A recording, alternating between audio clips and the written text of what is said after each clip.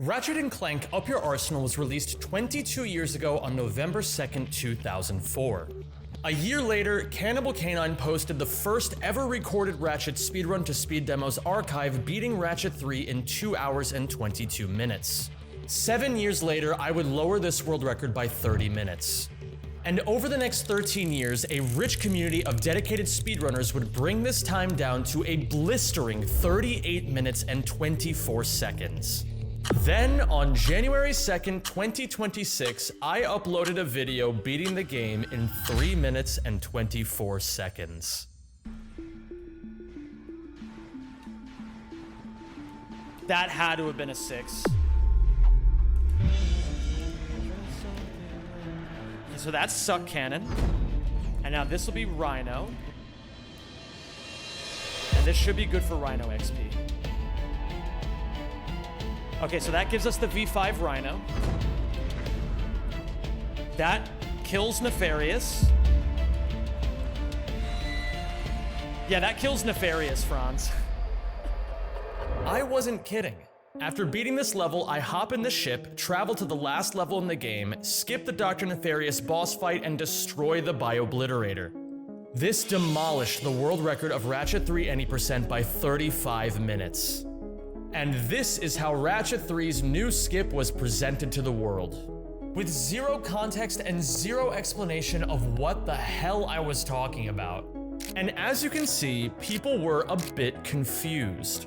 So let's go over what the hell is going on here, and moreover, let's answer the one question I hear all the time. How the fuck do people find this shit?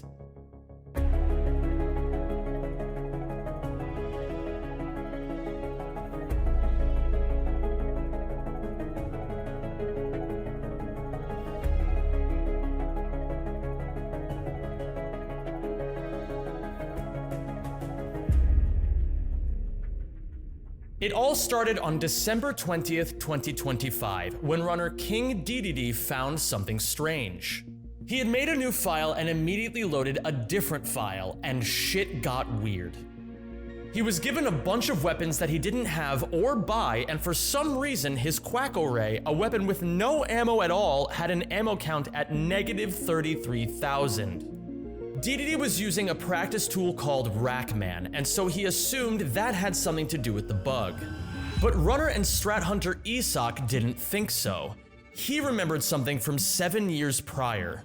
On August 2nd, 2019, runner Nath had a similar experience. After loading a file, he was given 4 weapons he should not have had, and his disc blade gun had an ammo count at negative 64,000. But at that time, the community did not think much of it. Bugs in Ratchet and Clank weren't exactly uncommon. In fact, for the PS3 port, bugs were like League of Legends patches.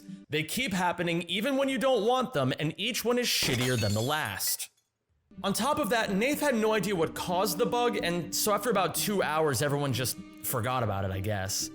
But Isak immediately recognized it. New weapons added, negative ammo count, it was the same bug. And when Nath found the bug, Rackman didn't even exist yet. So if Rackman didn't cause the bug, what did? 2 people entered the conversation. João, a legendary strat hunter who has revolutionized the modern age of Ratchet 3 speedrunning many times over. His brilliance and creativity is only matched by his sheer determination to bring his ideas to life. And YoAndy.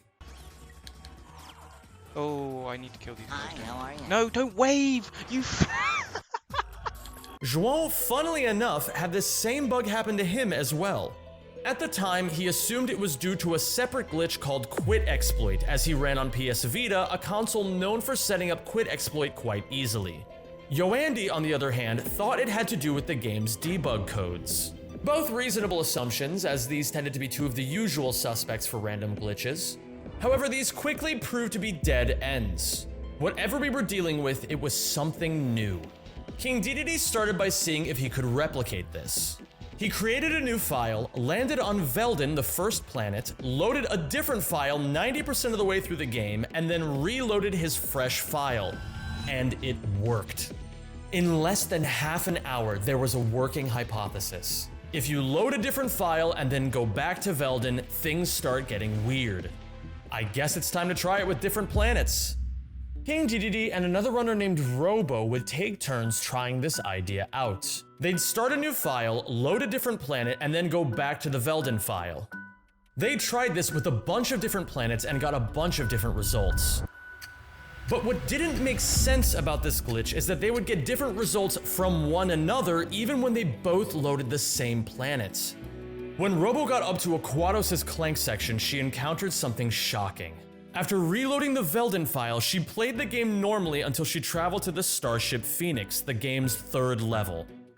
Once she landed on Phoenix, she entered the ship and immediately exited. She was then sent to Phoenix Rescue, the 3rd to last planet in the game. Not even an hour had passed and there was already hope for a massive time save. You have to imagine that over the years, these sorts of random game-breaking moments have happened many times. So when insane new discoveries fall into our laps like this, runners tend to be simultaneously incredibly surprised and not surprised at all. King DDD posted a Discord message that I think perfectly captures this feeling. This game was programmed by 1,000 monkeys on typewriters. It was either this or Shakespeare. Well, he really wasn't making much ado about nothing. Because if we could figure this out, it would be the biggest time save in all of this game's history. Thank you to today's sponsor, Faith and Despair, who has paid to be mentioned in this video. Faith and Despair is a roguelike deck builder that takes inspiration from Magic the Gathering, Inscription, and the materia system of Final Fantasy VII. I used to be a big fan of card games like Magic growing up, and after playing Faith and Despair a bit, I found the mechanics of the game to be easy to learn and hard to master. The materia-style system allows for tons of depth, and I barely scratched the surface on card synergy. I also enjoyed that the roguelike elements kept pressure on me to try my best and seek smarter and smarter decisions. The developer Philip Lehner is primarily a musician, and so there's a heavy emphasis on the mood of the soundtrack, and some of the art was done by actual Magic the Gathering artist Marcela Bolivar. I personally wasn't crazy about the darkish colors of this game and the lack of UI customization, but I think by and large the game has a good sense of identity with its grittier tones. It just had a big content update with another one planned for June, so now's the best time to give it a try and feel it out. Thank you once again to Faith and Despair for sponsoring this video, and let's discuss how this new glitch could change Ratchet 3's route. At first, the route seemed like it was going to be play up to Aquatos, then restart so you can warp to Rescue. The current world record by Scottobozo gets to Phoenix Rescue in just under 33 minutes. Even with a generous estimate for this new route, you could get to Phoenix Rescue in under 19. A massive 14-minute time save at the bare minimum. But even assuming this would work, this still presented a couple of important questions.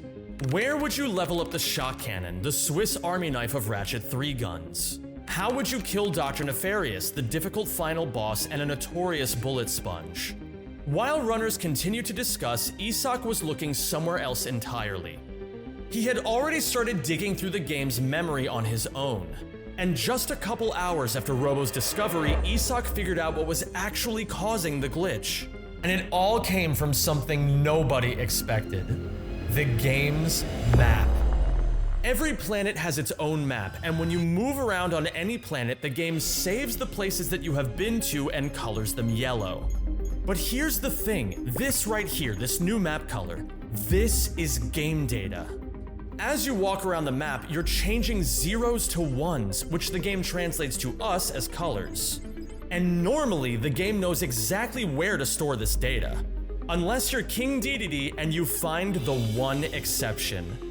In the beginning, when you start a new game, a file is created. Let's call this file A. The game takes you to Velden, and a second or two after you gain control of Ratchet, the game autosaves. This autosave is incredibly important. Until this autosave happens, the game doesn't actually know you're on Velden and no ID is set for the planet. And maybe you're already seeing where there could be a potential problem. We have about a 1-second window between landing on Velden and getting this important autosave. If you pause the game in this window, the game won't autosave until you unpause. So now that we're paused, let's load a different file. Any file, it doesn't matter which one, but let's call it file B. You now run around on file B, covering all these different parts of the map, flipping all these zeros into ones. But now you want to go back to file A. You would think the map data you change on file B stays on file B, but that's not correct. It carries over to file A, and the game has to put it somewhere. Now normally it would get put in the slot that matches the appropriate planet. But because no planet ever got set on file A, the data gets forced to other parts of the game's memory and shit goes completely haywire. To put it simply, you can edit game memory by walking around. This glitch is insanely powerful. With it, you can give yourself tons of different weapons, you can level them all the way to V8, you can unlock every in-game trophy necessary for 100%, you can even give Ratchet a singular gravity boot. And if you think about it, this also explains why DDD and Robo were getting different results even when they tested the same planets. They had different parts of the map covered, and so the glitch did different things. But the important question, as always, is how can we use this to beat the game as fast as possible? Well, this requires three things. A way to recreate Robo's Phoenix Rescue Warp, the Suck Cannon to beat the final level, and the Rhino to kill Dr. Nefarious. Each of these three things will be tied to pixels on any map in the game. Well shit, that means we can probably do all of this without ever leaving Velden, right? Okay, let's pull up the Velden map real quick. Okay, where's the Phoenix Rescue trigger? Phoenix Rescue trigger, it's oh. It's there. Speedrunners are capable of pretty crazy things, but getting over here from the start of the game is probably not possible. So not every map is gonna work for this. But what's nice is, these pixels will be in the same spots on every map, so we just need to find the earliest map that has all these things available. And that's how we landed on Dax.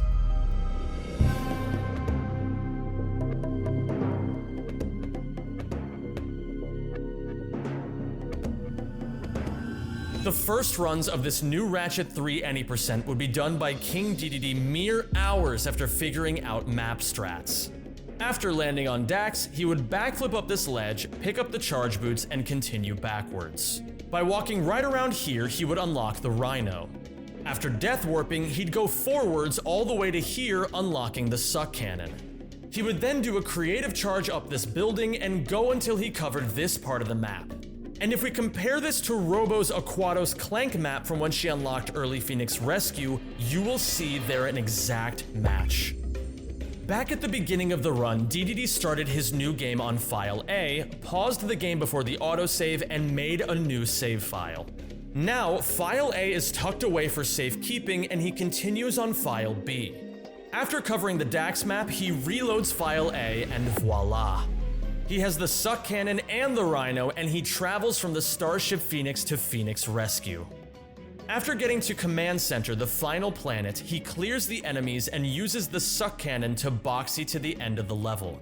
He kills Dr. Nefarious with the Rhino and blows up the Bio-Obliterator in the hover ship, clocking in a 22-minute world record. It was clear that there was a ton of potential left to uncover. After all, DDD moved slowly around Dax in an effort to be careful, and it took him several minutes to get the boxy right on Command Center. But as for this strange new glitch, it was... Wait a second. Strange new... Oh! We don't have a name for it yet. What are we calling this stupid map glitch, by the way? Stupid map glitch? I like that name. Any% no SMG goes hard, low-key. In response to this, Slysonic says, Any% no Sweet Bomb Mobius great, to which Mobius responds, I think you are obsessed with me. I don't know, map overwrite, something like that. It just needs to be a snappy 2-letter acronym. Get that shit out of here, man. We're not calling it nose. Epic map fail. Epic map battles of history. This is the exact part in the discussion where we begin spinning into several layers of irony. Impressive map glitch. Note that Ratchet 2 has a glitch called Insomniac Museum Glitch, so Yugi is saying we should have another IMG. Loaded cartography. Note that Ratchet Deadlocked has a glitch called load canceling, so Scott is saying we should have another LC. João offers the idea path exploit so that we could have a category called no path exploit or just Nope. I mentioned earlier that Ratchet 3 has a glitch called Quit Exploit, so YoAndy offers the genius idea of Load Exploit. This got 5 thumbs down. Todio suggests Map Inducted Level Flag, or simply MILF. Amid a sea of goofing around were some actually solid suggestions like map warping, map miswrite, and pixel exploits. Good work, YoAndy. But eventually, we would choose to name this glitch File Cartography. Scott was pretty close. Now that we had the name File Cartography, it was time to figure out just how broken it could get. Going all the way to Dax to get the Phoenix rescue trigger felt unnecessary. What if there really was a way to hit the trigger on Veldin? Oh yeah, this. Okay, you won't be able to reach this with a long jump, it's too far. You could maybe get there with the charge boots or the suck cannon, but you don't have those. In fact, you don't have anything here, it's the beginning of the game. So what are you supposed to do? Fucking swim in the air or something?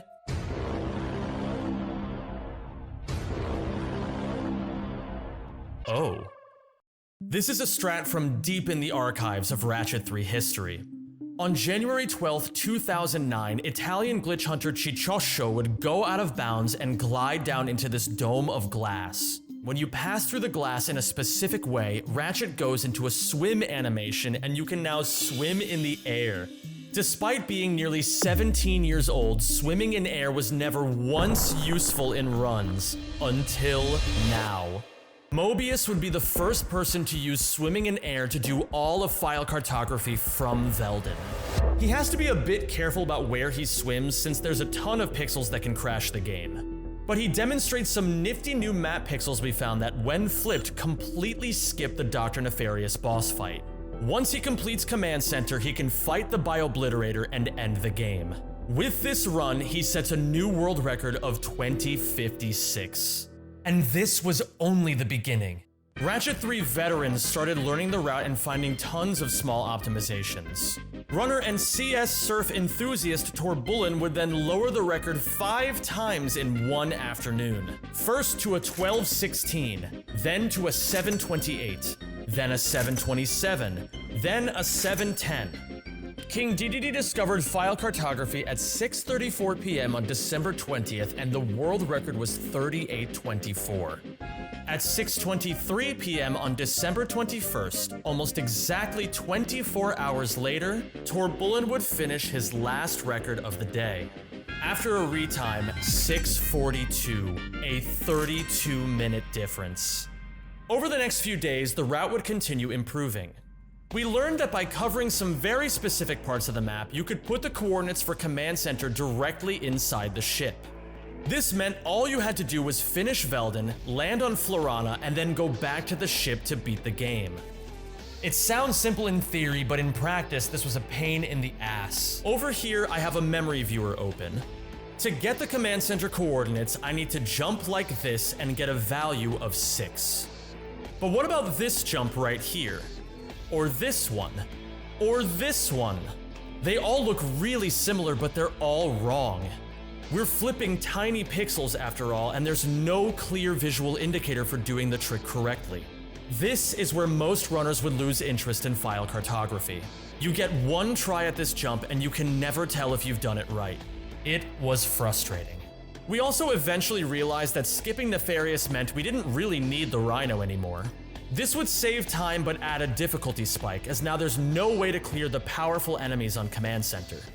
You would have to set up a boxy and launch yourself all without getting hit. The final and perhaps funniest change to the route was that the Japanese version of the game ended up being the fastest. Japanese is notoriously the slowest version for every other category, but it had one clear advantage here. Normally, after reloading and activating File Cartography, you boxy to the end of Veldin to get to Florana. However, on Japanese, once you reload File A, you can wait for the autosave. Now, if you reload the file again, the game takes you right to Florana, skipping Veldin entirely, and saves a few precious seconds.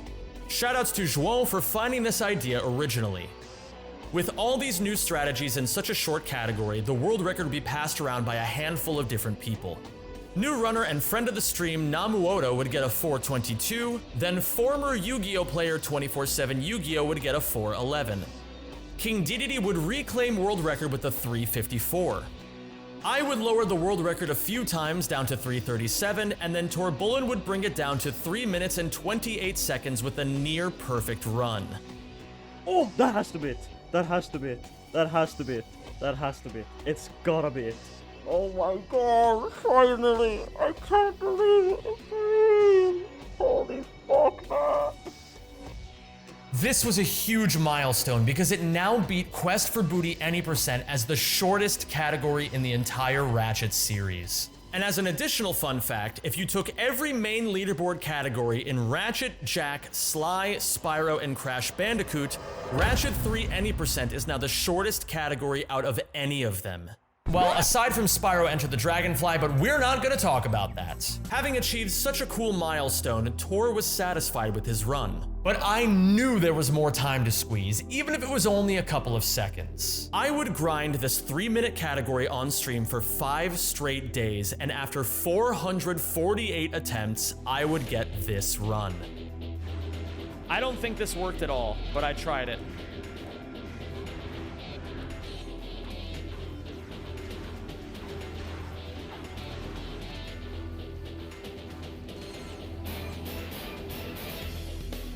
Did I do this right? I don't even know anymore, man.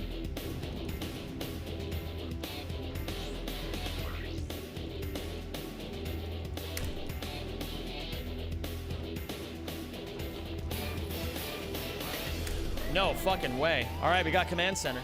That's crazy.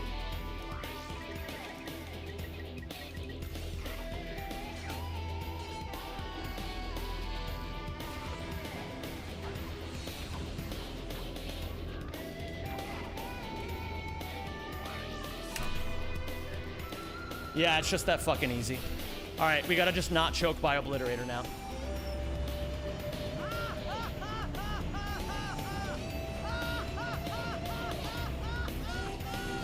Thank you, Lawrence. I appreciate you, my friend.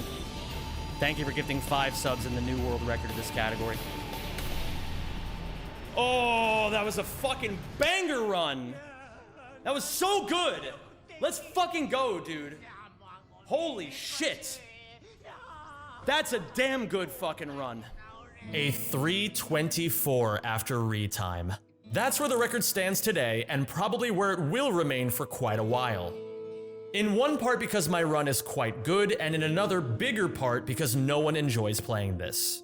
As predicted in Torrbullen's chat from the very beginning, this category will be so hot for a month and then nobody will want to run it. A month is optimistic. It took 14 days. As exciting as all this was, it was more interesting in theory than in practice.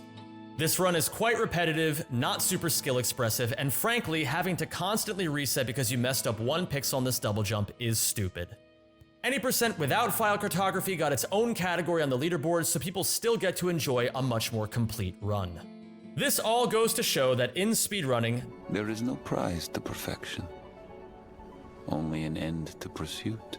well hey, at least I can say my first programming language was Ratchet 3, and not many people can say that. If you enjoyed this video and want to see more like it, please consider subscribing to the channel.